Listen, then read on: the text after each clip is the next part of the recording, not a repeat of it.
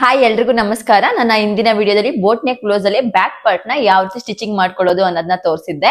ಇವತ್ತಿನ ವಿಡಿಯೋದಲ್ಲಿ ನಾನು ಫ್ರಂಟ್ ಅಲ್ಲಿ ಯಾವ ರೀತಿ ಸ್ಟಿಚಿಂಗ್ ಮಾಡ್ಕೊಳ್ಳೋದು, ಕ್ರಾಸ್ ಪಟ್ಟಿ ಹಾಗೆ ಟಕ್ಸ್ ನ ಯಾವ ರೀತಿ ಇಟ್ಕೊಳ್ಳೋದು, ಉಕ್ಸ್ ಪಟ್ಟಿ ಯಾವ ರೀತಿ ಅಟ್ಯಾಚ್ ಮಾಡ್ಕೊಳ್ಳೋದು ಎಲ್ಲಾನು ಕೂಡ ಡೀಟೇಲ್ ಆಗಿ ತಿಳಿಸ್ಕೊಡ್ತಾ ಇದ್ದೀನಿ. ಹಾಗೆ ನಾನ್ ಮಾಡ್ತಿರೋ ವಿಡಿಯೋಸ್ ಏನಾದ್ರು ನಿಮ್ಗೆ ಅರ್ಥ ಆಗ್ತಾ ಇದ್ರೆ ದಯವಿಟ್ಟು ಕಮೆಂಟ್ ಮಾಡಿ ತಿಳಿಸಿ ಅಥವಾ ವಿಡಿಯೋಗೆ ಲೈಕ್ ಮಾಡಿ. ಯಾಕಂದ್ರೆ ನೀವು ಕಮೆಂಟ್ ಲೈಕ್ ಮಾಡಿದ್ರೆ ತಾನೇ ನನ್ಗೆ ಗೊತ್ತಾಗೋದು ನಾನ್ ಮಾಡ್ತಿರೋ ವಿಡಿಯೋಸ್ ನಿಮ್ಗೆ ಅರ್ಥ ಆಗ್ತಾ ಇದೆ ಅಂತ. ಸೊ ಹಾಗಾಗಿ ನೀವೇನು ಮಾಡಿಲ್ಲ ಅಂದ್ರೆ ನನ್ಗೆ ಡಿಮೋಟಿವೇಟ್ ತರ ಆಗ್ಬಿಡುತ್ತೆ. ನೀವು ಲೈಕ್ ಕಮೆಂಟ್ ಮಾಡ್ತಾ ಇದ್ರೆ ನಾನ್ ಮಾಡ್ತಿರೋ ವಿಡಿಯೋಸ್ ಅರ್ಥ ಆಗ್ತಿದೆ, ಅವ್ರಿಗೆ ಇಷ್ಟ ಆಗ್ತಿದೆ ಅಂತ ಹೇಳ್ಬಿಟ್ಟು ಇನ್ನು ಹೆಚ್ಚು ಹೆಚ್ಚು ವಿಡಿಯೋ ಮಾಡೋದಕ್ಕೆ ಪ್ರಯತ್ನ ಪಡ್ತೀನಿ. ಹಾಗೆ ನಿಮ್ಗೆ ಅರ್ಥ ಆಗೋ ರೀತಿ ಈಸಿ ಮೆಥಡ್ ಅಲ್ಲಿ ತಿಳಿಸ್ಕೊಡ್ತೀನಿ. ಸೊ ಹಾಗಾಗಿ ವಿಡಿಯೋಗೆ ಲೈಕ್ ಕೊಡೋದನ್ನ ಮರಿಬೇಡಿ ಅಥವಾ ಕಮೆಂಟ್ ಮಾಡಿ ತಿಳಿಸಿ ಅಂತ ಹೇಳ್ತಾ ಬನ್ನಿ ವಿಡಿಯೋ ಸ್ಟಾರ್ಟ್ ಮಾಡೋಣ.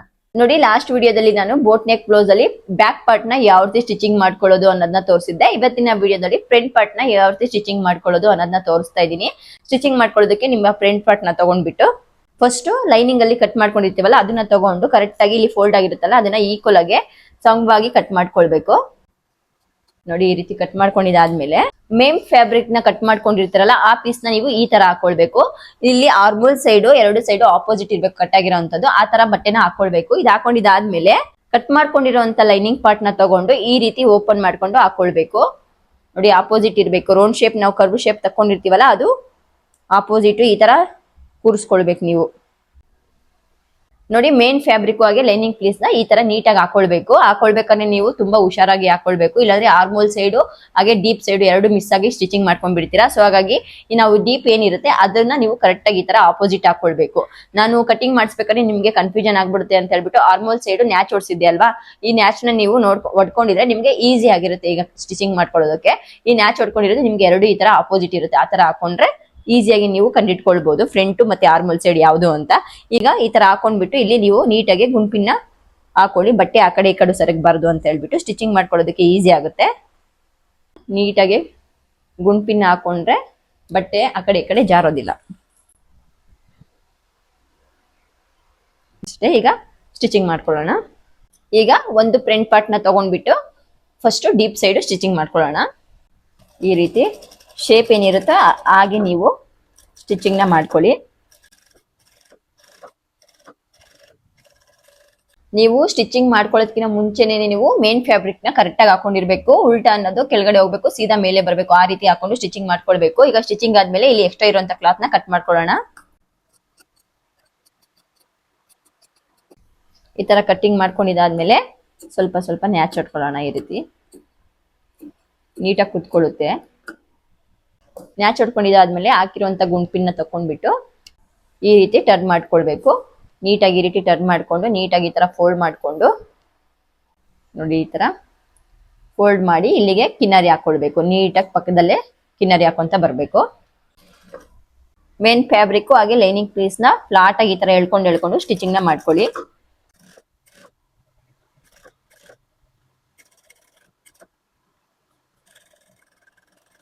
ಈಗ ಒಂದು ಫ್ರಂಟ್ ನ ಸ್ಟಿಚಿಂಗ್ ಮಾಡ್ಕೊಂಡಿದ್ದಾಯ್ತು. ನೆಕ್ಸ್ಟ್ ಫ್ರಂಟ್ ಪಾರ್ಟ್ ನ ತಗೊಂಡು ಸೇಮ್ ನಾನು ಯಾವ ರೀತಿ ಹೇಳಿದೆ ಅದೇ ರೀತಿ ನೀವು ಡೀಪ್ ಸೈಡ್ ಸ್ಟಿಚಿಂಗ್ ನ ಮಾಡ್ಕೊಳ್ಬೇಕು.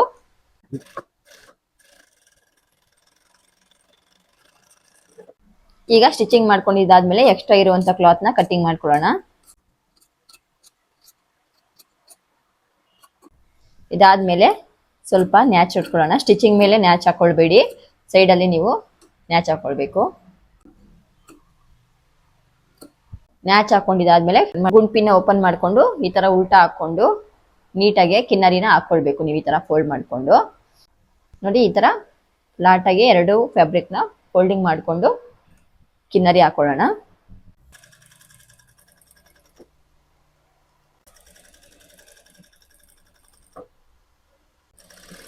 ನೀಟಾಗಿ ಈ ತರ ಫ್ಲಾಟ್ ಆಗಿ ಎಳ್ಕೊಂಡು ಹಾಕೊಳ್ಳಿ. ಎಡಿ ಸ್ಟಿಚ್ ನ ಹಾಕೊಳ್ಳೋದಕ್ಕಿಂತ ಮುಂಚೆ ಎರಡು ಫ್ರಂಟ್ ಕರೆಕ್ಟ್ ಆಗಿ ಬಂದಿದ್ಯಾ ಅಂತ ಚೆಕ್ ಮಾಡ್ಕೊಂಡು ಈಗ ಎಲ್ಲದಕ್ಕೂ ರೆಡಿ ಸ್ಟಿಚ್ ನ ಹಾಕೊಂಡ್ಬಿಡೋಣ.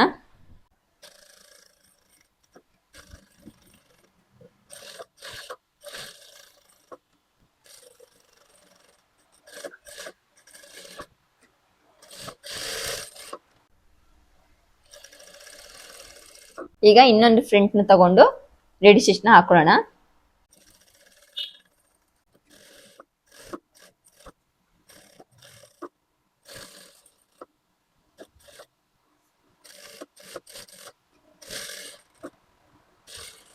ಎರಡು ಫ್ರಂಟ್ ಅಲ್ಲೂ ಎಕ್ಸ್ಟ್ರಾ ಇರುವಂತ ಕ್ಲಾತ್ ನ ಕಟಿಂಗ್ ಮಾಡ್ಕೊಳ್ಳೋಣ.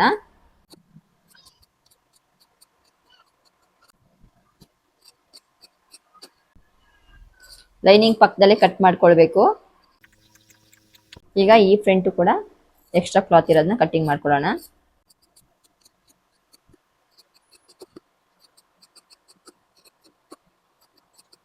ಈಗ ನೋಡಿ ಎರಡು ಫ್ರಂಟ್ ರೆಡಿ ಆಯ್ತು. ಇದಕ್ಕೆ ಯಾವ ರೀತಿ ಟಕ್ಸ್ ನ ಇಟ್ಕೊಳ್ಳೋದು ಅನ್ನೋದನ್ನ ತೋರಿಸ್ಕೊಡ್ತೀನಿ. ಟಕ್ಸ್ ನ ಇಟ್ಕೊಳ್ಳೋದಕ್ಕೆ ಮೊದಲು ನೀವು ಡೀಪ್ ಸೈಡ್ ಕರೆಕ್ಟ್ ಆಗಿ ಎರಡರ ಮಧ್ಯ ಭಾಗ 3 ಇಂಚಿಗೆ ಒಂದು ಮಾರ್ಕಿಂಗ್ ಮಾಡ್ಕೊಳ್ಳೋಣ. ಈ ತರ 3 ಇಂಚಿಗೆ ಮಾರ್ಕಿಂಗ್ ಮಾಡ್ಕೊಂಡು ಇಲ್ಲಿ ಕಾಲ್ ಇಂಚಸ್ಗೆ ಟಕ್ಸ್ ನ ಇಟ್ಕೊಳ್ಬೇಕಾಗುತ್ತೆ. ಈ ತರ 3 ಇಂಚಸ್ಗೆ ಮಾರ್ಕಿಂಗ್ ಮಾಡ್ಕೊಂಡಿದ್ದಾದ್ಮೇಲೆ ಎರಡರ ಮಧ್ಯೆ ಎಷ್ಟು ಇಂಚ್ ಬರ್ತದೆ ಚೆಕ್ ಮಾಡ್ಕೊಳ್ಳಿ. ಈ ತರ ಇಟ್ಕೊಂಡು 1.5 ಇಂಚಸ್ ಬರ್ತದೆ. ನಿಮ್ದ್ರಲ್ಲಿ ಎಷ್ಟು ಇಂಚಸ್ ಬರ್ತದೆ ನೋಡ್ಬಿಟ್ಟು ಈ ತರ ಇಲ್ಲಿಂದ ಇಟ್ಕೊಂಡು ಇನ್ನೊಂದು 1.5 ಇಂಚ್ ಕರೆಕ್ಟ್ ಆಗಿ ಈ ತರ ಇಟ್ಕೊಳ್ಬೇಕು. ಇಲ್ಲೊಂದು ಮಾರ್ಕಿಂಗ್ ಮಾಡ್ಕೊಳ್ಬೇಕು. ಮಾರ್ಕಿಂಗ್ ಮಾಡ್ಕೊಂಡು ನೆಕ್ಸ್ಟ್ ಈ ಕಡೆ ಲೈನ್ ನ ಹಾಕೊಳ್ಬೇಕು. ಈ ತರ ಲೈನ್ ಹಾಕೊಂಡು ಅದಾದ್ಮೇಲೆ ಈ ಎರಡರ ಮಧ್ಯೆ ಎಷ್ಟು ಬರುತ್ತೆ ಅಂತ ಈ ತರ ಇಟ್ಕೊಂಡು ಚೆಕ್ ಮಾಡ್ಕೊಳ್ಳಿ. ನೋಡಿ 1.25 ಇಂಚಸ್ ಬರ್ತದೆ. ಅದೇ 1.25 ಇಂಚಸ್ ನೀವು ಈ ತರ ಇಟ್ಕೊಳ್ಬೇಕು. ಈ ತರ ಇಟ್ಕೊಂಡು ಇಲ್ಲೊಂದು ಮಾರ್ಕ್ ನ ಮಾಡ್ಕೊಂಡು ಆರ್ಮೋಲ್ ಸೈಡ್ ಗೆ ನೀವು ಲೈನ್ ನ ಹಾಕೊಳ್ಬೇಕು. ಇಷ್ಟೇ ಸಿಂಪಲ್ ನೋಡಿ. ಈಗ ನೀವು ಇಲ್ಲಿ ಈ ಕಡೆ ಎಲ್ಲ ಕಾಲ್ ಇಂಚಸ್ಗೆ ಟಕ್ಸ್ ನ ಇಟ್ಕೊಳ್ಬೇಕು ಅಷ್ಟೇ.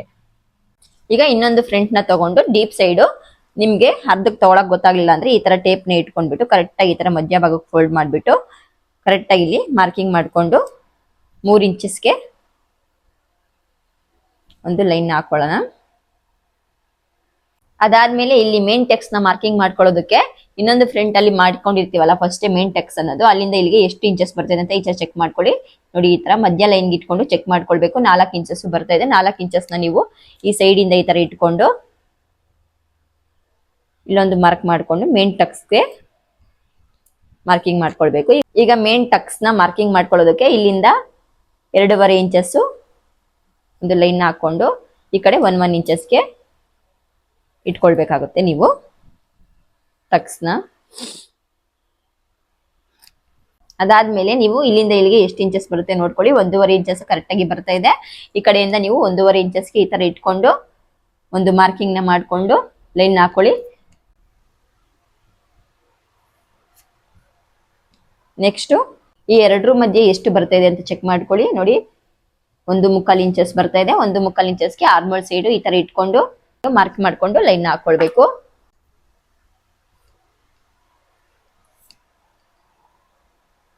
ಇಷ್ಟೇ ನೋಡಿ ಸಿಂಪಲ್. ಇನ್ನ ಈ ಕಡೆ ಎಲ್ಲ ಕಾಲ್ ಇಂಚಸ್ಗೆ ಟಕ್ಸ್ ನ ಇಟ್ಕೊಳ್ಳೋಣ.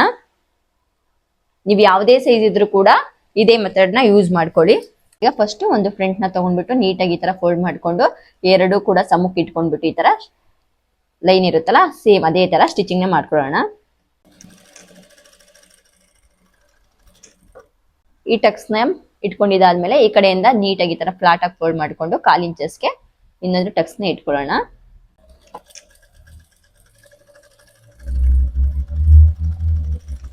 ನೀವು ಟಕ್ಸ್ ನ ಹಿಡಿಬೇಕಾದ್ರೆ ಇಲ್ಲಿಂದ ಸ್ಟ್ರೈಟ್ ಆಗಿ ಇಟ್ಕೊಳ್ಬಾರ್ದು. ಬರ್ತಾ ಈ ತರ ಕ್ರಾಸಿಂಗ್ ಬಂದು ಟಕ್ಸ್ ನ ಇಟ್ಕೊಳ್ಬೇಕು. ಇದಾದ್ಮೇಲೆ ಆರ್ಮೋಲ್ ಸೈಡ್ ಕೂಡ ನೀಟಾಗಿ ಫೋಲ್ಡ್ ಮಾಡ್ಕೊಂಡು ಈ ತರ ಎರಡು ಸಮಕ್ಕೆ ಇಟ್ಕೊಳ್ಬೇಕು. ಇಟ್ಕೊಂಡು ಸ್ಟಿಚಿಂಗ್ ಮಾಡ್ಕೊಳ್ಳೋಣ.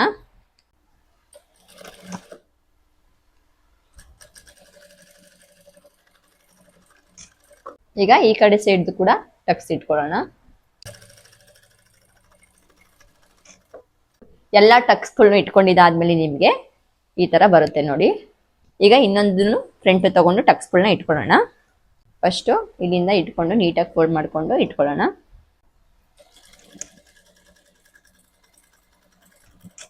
ಇದಾದ್ಮೇಲೆ ಮೇನ್ ಟಕ್ಸ್ ನ ಇಟ್ಕೊಳ್ಳೋಣ. ನೀಟಾಗಿ ಈಕ್ವಲ್ ಆಗಿ ಇಟ್ಕೊಳ್ಬೇಕು. ಎರಡು ಫ್ರಂಟ್ ನ ಟಕ್ಸ್ ನ ಇಟ್ಕೊಂಡಿದ್ದಾಯ್ತು. ಈ ತರ ಕಪ್ಸ್ ಅನ್ನೋದು ಬರುತ್ತೆ. ನೀಟಾಗಿ ಟಕ್ಸ್ ನ ಇಟ್ಕೊಂಡ್ರೆ ಈಗ ಇದಾದ್ಮೇಲೆ ಕ್ರಾಸ್ ಬೆಲ್ಟ್ ನ ಯಾವ ರೀತಿ ಸ್ಟಿಚಿಂಗ್ ಮಾಡ್ಕೊಳ್ಳೋದು ಅನ್ನೋದನ್ನ ತೋರಿಸ್ತೀನಿ. ಕ್ರಾಸ್ ಬೆಲ್ಟ್ ನ ಇಟ್ಕೊಳ್ಳೋದಕ್ಕೆ ನೀವು ಮೇನ್ ಫ್ಯಾಬ್ರಿಕ್ ನ ತಗೊಂಡು ಈ ತರ ಸೀದಾ ಹಾಕೊಳ್ಬೇಕು. ಮೇಲೆ ಕೆಳಗಡೆ ಉಲ್ಟಾ ಇರೋದು ಹೋಗ್ಬೇಕು. ಆ ರೀತಿ ನೀವು ಮೇನ್ ಫ್ಯಾಬ್ರಿಕ್ ನ ಹಾಕೊಳ್ಬೇಕು. ಅದಾದ್ಮೇಲೆ ಈ ತರ ಕ್ರಾಸ್ ಬೆಲ್ಟ್ ನ ಸ್ಟಿಚಿಂಗ್ ಮಾಡ್ಕೊಳ್ಳೋದಕ್ಕಿಂತ ಮುಂಚೆ ನಾವ್ ಈ ತರ ಕ್ರಾಸಿಂಗ್ ಅಲ್ಲಿ ಏನ್ ಕಟ್ ಮಾಡ್ಕೊಂಡಿರ್ತೀವಿ ಈ ಶೇಪ್ ಎರಡು ಶೇಪ್ ಆಪೋಸಿಟ್ ಇರ್ಬೇಕು. ಈ ತರ ನೀವು ಕ್ರಾಸ್ ಪಟ್ಟಿನ ಹಾಕೊಂಡು ಸ್ಟಿಚಿಂಗ್ ಮಾಡ್ಕೊಳ್ಬೇಕು. ಆಗ ನಿಮ್ಗೆ ಉಲ್ಟಾ ಪಲ್ಟಾ ಸ್ಟಿಚಿಂಗ್ ಮಾಡ್ಕೊಳ್ಳೋದು ತಪ್ಪುತ್ತೆ, ಕನ್ಫ್ಯೂಷನ್ ಕೂಡ ಆಗಲ್ಲ. ಸೊ ಹಾಗಾಗಿ ಮೊದ್ಲೇ ನೀವು ಹಾಕೊಳ್ಳೋದಕ್ಕಿಂತ ಮುಂಚೆ ಈ ತರ ಕ್ರಾಸ್ ಇರೋ ಶೇಪ್ ನ ಈ ತರ ಆಪೋಸಿಟ್ ಇಟ್ಕೊಂಡು ಸ್ಟಿಚಿಂಗ್ ನ ಮಾಡ್ಕೊಳ್ಬೇಕು. ಈಗ ಫಸ್ಟ್ ಒಂದು ಕ್ರಾಸ್ ಪಟ್ಟಿ ತಗೊಂಡ್ಬಿಟ್ಟು ಈ ತರ ನೀಟಾಗಿ ಹಾಕೊಳ್ಬೇಕು. ಅದಾದ್ಮೇಲೆ ಇನ್ನೊಂದು ಕ್ರಾಸ್ ಪಟ್ಟಿ ಕೆಳಗಡೆ ಹೋಗ್ಬೇಕು. ಈ ರೀತಿ ಹಾಕೊಳ್ಬೇಕು. ನೀಟಾಗಿ ಈ ತರ ಈಕ್ವಲ್ ಆಗಿ ಇಟ್ಕೊಂಡು ಸ್ಟಿಚಿಂಗ್ ಮಾಡ್ಕೊಳ್ಬೇಕು. ಈಗ ನೀಟಾಗಿ ಎರಡು ಸೈಡ್ನು ಈಕ್ವಲ್ ಆಗಿ ಹಾಕೊಳ್ಬೇಕು. ನೋಡ್ಕೊಂಡು ಹಾಕೊಳ್ಳಿ, ಒಂದು ಮೇಲೆ ಒಂದು ಕೆಳಗೆ ಆಗ್ಬಿಟ್ಟಿರುತ್ತೆ. ಸೊ ಹಾಗಾಗಿ ನೋಡ್ಕೊಂಡು ಈ ತರ ನೀಟಾಗಿ ಈಕ್ವಲ್ ಆಗಿ ಹಾಕೊಳ್ಬೇಕು. ಹಾಕೊಂಡಿದ್ದಾದ್ಮೇಲೆ ಇಲ್ಲಿಗೆ ಒಂದು ಸ್ಟಿಚ್ ನ ಹಾಕೊಳ್ಳೋಣ. ನೀಟಾಗಿ ಈ ತರ ಹಾಕೊಳ್ಳೋಣ. ಇನ್ನೊಂದು ಕ್ರಾಸ್ ಪಟ್ಟಿನ ತಗೊಂಡು ಮೇನ್ ಫ್ಯಾಬ್ರಿಕ್ ನ ಈ ತರ ಹಾಕೊಂಡು ಕ್ರಾಸ್ ಪೀಸ್ ಕಟ್ ಮಾಡ್ಕೊಂಡಿರ್ತೀವಲ್ಲ ಲೈನಿಂಗ್ ಅಲ್ಲಿ, ಅದನ್ನ ಈ ತರ ಹಾಕೊಂಡು ನೀಟಾಗಿ ಈಕ್ವಲ್ ಆಗಿ ಇಟ್ಕೊಳ್ಳಿ.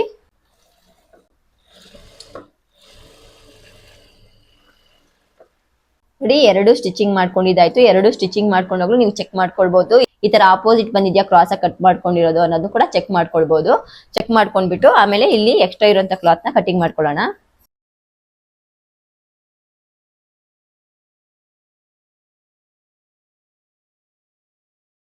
ಇದನ್ನು ಅಷ್ಟೇ ಎಕ್ಸ್ಟ್ರಾ ಬಟ್ಟೆನ ಕಟ್ ಮಾಡ್ಕೊಳ್ಳೋಣ.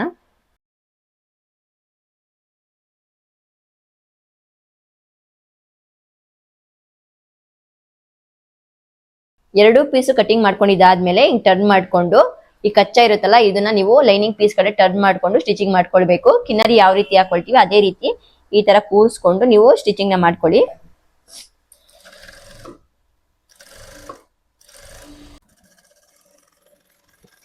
ಅದಾದ್ಮೇಲೆ ಇನ್ನೊಂದು ಪೀಸ್ ನ ತಗೊಂಡು ಈ ತರ ಟರ್ನ್ ಮಾಡ್ಕೊಂಡು ಕಚ್ಚಾ ಅನ್ನೋದು ಲೈನಿಂಗ್ ಪೀಸ್ ಕಡೆ ಹೋಗ್ಬೇಕು. ಆ ರೀತಿ ಸ್ಟಿಚಿಂಗ್ ಮಾಡ್ಕೊಳ್ಳಿ.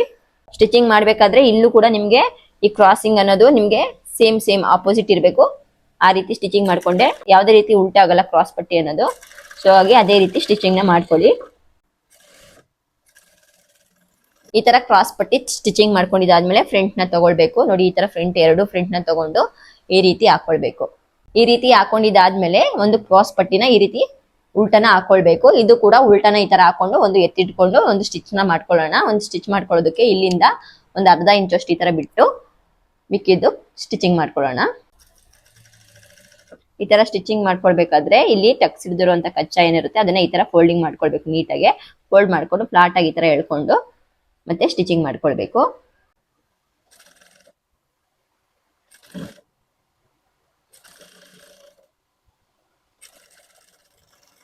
ಇದಾದ್ಮೇಲೆ ನೀವು ಇದನ್ನ ಈ ತರ ಹಾಕೊಂಡು ನೀಟಾಗಿ ಈ ತರ ರೋಲ್ ಮಾಡ್ಕೊಳ್ಬೇಕು. ರೋಲ್ ಮಾಡ್ಕೊಂಡು ಇಲ್ಲಿ ಕಚ್ಚಾ ಸಿಗುತ್ತಲ್ಲ ಇದನ್ನ ನೀವು ಇದಕ್ಕೆ ಜೋಡಿಸ್ಕೊಂಡು ಎರಡು ಈಕ್ವಲ್ ಆಗಿ ಇಟ್ಕೊಂಡು ಮತ್ತೆ ಸ್ಟಿಚಿಂಗ್ ಮಾಡ್ಕೊಳ್ಬೇಕು. ಇಲ್ಲಿ ಸ್ಟಿಚಿಂಗ್ ಮಾಡ್ಕೊಳ್ಬೇಕಾದ್ರೆ ಫಸ್ಟ್ ಇಲ್ಲಿ ಕಾಣಿಸ್ತಾ ಇದೆಯಲ್ಲ ಸ್ಟಿಚಿಂಗು, ಅದ್ರ ಪಕ್ಕನೆ ನೀವು ನೀಟಾಗಿ ಹಾಕೊಳ್ತಾ ಬನ್ನಿ. ಕೆಳಗಡೆ ಹೋದ್ರೆ ನೀವು ಸ್ಟಿಚಿಂಗ್ ಮಾಡಿದಾದ್ಮೇಲೆ ಈ ಸ್ಟಿಚಿಂಗ್ ಏನಿರುತ್ತೆ ಅದು ಮೇಲೆ ಕಾಣಿಸ್ತಾ ಇರುತ್ತೆ. ಸೊ ಹಾಗಾಗಿ ಅದ್ರ ಪಕ್ಕನೆ ಸ್ಟಿಚಿಂಗ್ ಮಾಡ್ಕೊಳ್ಳಿ. ಅವಾಗ ನಿಮ್ಗೆ ನೀಟಾಗಿರುತ್ತೆ. ಫ್ಲಾಟ್ ಆಗಿ ಈ ತರ ಎಳ್ಕೊಂಡು ಸ್ಟಿಚ್ ಮಾಡ್ಕೊಳ್ಳಿ. ಈ ಬಟ್ಟೆ ಸಿಗಾಕೊಳ್ಳೋ ಚಾನ್ಸಸ್ ಜಾಸ್ತಿ ಇರುತ್ತೆ, ಅದಕ್ಕೆ ರೋಲ್ ಮಾಡ್ಕೊಳ್ಬೇಕಾದ್ರೆ ನೀಟಾಗಿ ರೋಲ್ ಮಾಡ್ಕೊಂಡು ಸ್ಟಿಚಿಂಗ್ ಮಾಡ್ಕೊಳ್ಬೇಕು.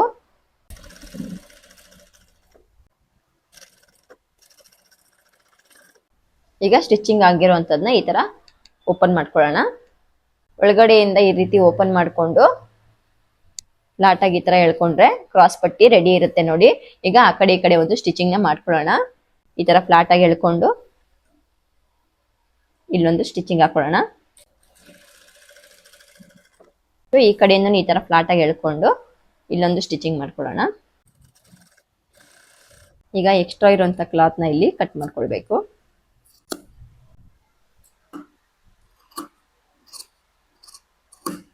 ಈಗ ನೆಕ್ಸ್ಟ್ ಪಾರ್ಟ್ ಫ್ರಂಟ್ ಇರುತ್ತಲ್ಲ ಅದನ್ನು ಕ್ರಾಸ್ ಪಟ್ಟಿ ಅಟ್ಯಾಚ್ ಮಾಡ್ಕೊಳ್ಳೋಣ. ಅಟ್ಯಾಚ್ ಮಾಡ್ಕೊಳ್ಳೋದಕ್ಕೆ ಈ ಕಡೆಯಿಂದ ಒಂದು 1/2 ಇಂಚ್ ಅಷ್ಟು ಬಿಟ್ಬಿಟ್ಟು ಈ ತರ ಇಟ್ಕೊಂಡು ಸ್ಟಿಚಿಂಗ್ ಮಾಡ್ಕೊಳ್ಳೋಣ.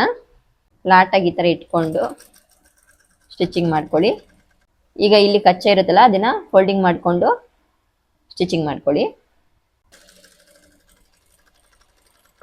ಓಪನ್ ಮಾಡ್ಕೊಂಡು ನೆಕ್ಸ್ಟ್ ಈ ತರ ರೋಲ್ ಮಾಡ್ಕೊಂಡು ಇಲ್ಲಿ ಕಚ್ಚಾ ಸಿಗುತ್ತಲ್ವಾ ಅದನ್ನ ಇಲ್ಲಿಗೆ ಜೋಡಿಸ್ಕೊಂಡು ಮತ್ತೆ ಸ್ಟಿಚಿಂಗ್ ಮಾಡ್ಕೊಳ್ಳೋಣ. ಅವಾಗಲೇ ಹೇಳ್ದಂಗೆ ಈ ಸ್ಟಿಚಿಂಗ್ ಮೇಲ್ಗಡೆನೆ ಬಂದ್ರೆ ನಿಮ್ಗೆ ನೀಟಾಗಿರುತ್ತೆ.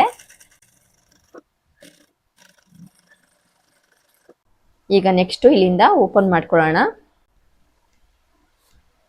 ಈ ರೀತಿ ಓಪನ್ ಮಾಡ್ಕೊಂಡು ಫ್ಲಾಟ್ ಆಗಿ ಈ ತರ ಹೇಳ್ಕೊಂಡು ಇಲ್ಲಿ ಸ್ಟಿಚಿಂಗ್ ಮಾಡ್ಕೊಳ್ಳೋಣ.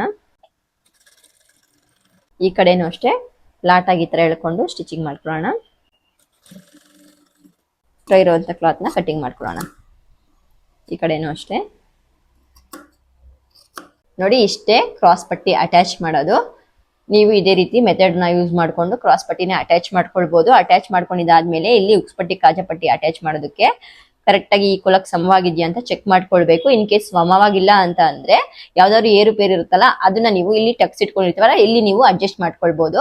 ಸಮ ಇತ್ತು ಅಂತಂದ್ರೆ ಓಕೆ. ಈ ವಿಡಿಯೋದಲ್ಲಿ ನಾನು ಕ್ರಾಸ್ ಪಟ್ಟಿ ಹಾಗೆ ಟಕ್ಸ್ ನ ಯಾವ ರೀತಿ ಇಟ್ಕೊಳ್ಳೋದು, ಫ್ರಂಟ್ ನ ಯಾವ ರೀತಿ ಸ್ಟಿಚಿಂಗ್ ಮಾಡ್ಕೊಳ್ಳೋದು ಅನ್ನೋದನ್ನ ತೋರಿಸ್ಕೊಟ್ಟಿದೀನಿ. ಇದರಲ್ಲಿ ನಿಮ್ಗೆ ಏನಾದ್ರು ಡೌಟ್ ಇತ್ತು ಅಂದ್ರೆ ಕಮೆಂಟ್ ಮಾಡಿ ತಿಳಿಸಿ. ವಿಡಿಯೋ ಇಷ್ಟ ಆಗಿದೆ ವಿಡಿಯೋಗೆ ಲೈಕ್ ಮಾಡಿ. ಹಾಗೆ ಮುಂದಿನ ವಿಡಿಯೋದಲ್ಲಿ ಉಕ್ಸ್ ಪಟ್ಟಿ ಕಾಜಾ ಪಟ್ಟಿ ಯಾವ ರೀತಿ ಅಟ್ಯಾಚ್ ಮಾಡ್ಕೊಳ್ಳೋದು, ಸ್ಲೀವ್ ನ ಯಾವ ರೀತಿ ಸ್ಟಿಚಿಂಗ್ ಮಾಡ್ಕೊಂಡು ಅಟ್ಯಾಚ್ ಮಾಡೋದು ತೋರಿಸ್ಕೊಟ್ಟು ಸೈಡ್ ಜಾಯಿಂಟ್ ನ ಅಟ್ಯಾಚ್ ಮಾಡಿಸ್ಬಿಟ್ರೆ ನಿಮ್ಗೆ ಬ್ಲೌಸ್ ಫಿನಿಶಿಂಗ್ ಆಗುತ್ತೆ. ಸೊ ಮುಂದಿನ ವಿಡಿಯೋದಲ್ಲಿ ಇದೆಲ್ಲಾನು ತೋರಿಸ್ತೀನಿ. ಈ ವಿಡಿಯೋನ ಇಲ್ಲಿಗೆ ಎಂಡ್ ಮಾಡ್ತಾ ಇದ್ದೀನಿ. ಮುಂದಿನ ವಿಡಿಯೋದಲ್ಲಿ ಸಿಗ್ತೀನಿ.